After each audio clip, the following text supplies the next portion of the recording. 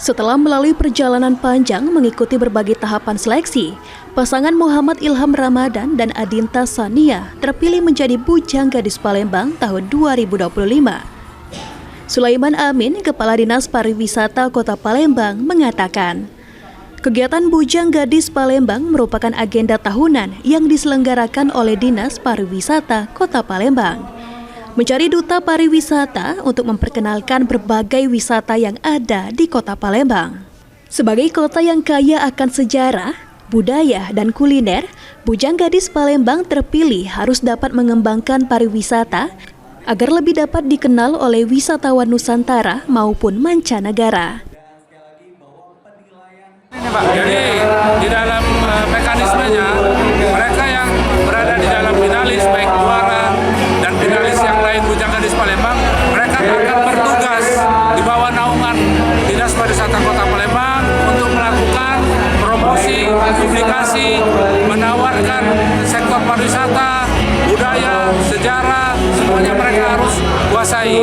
Sehingga ini adalah corong dari pemerintah dalam memasarkan sektor pariwisata yang ada di kota.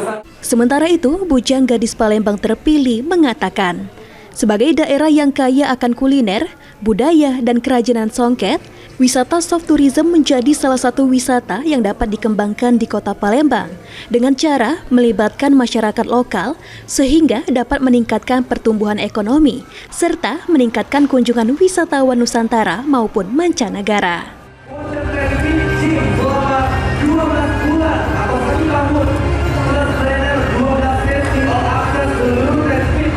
Potensi apa nih Mbak yang harus dikembangkan dari Kota Palembang sendiri? Tentunya banyak sekali.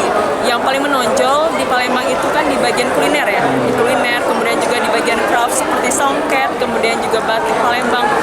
Itu kualitasnya tidak kalah bagus dengan dari daerah-daerah lainnya.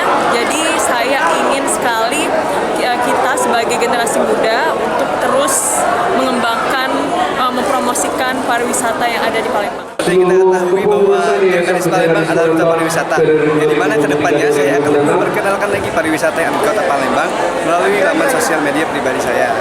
Di sisi lain, masyarakat lokal dapat menjadi salah satu faktor pendukung dalam perkembangan pariwisata di Kota Palembang, sehingga perlu dilakukan sosialisasi terkait nilai-nilai budaya lokal di Kota Palembang.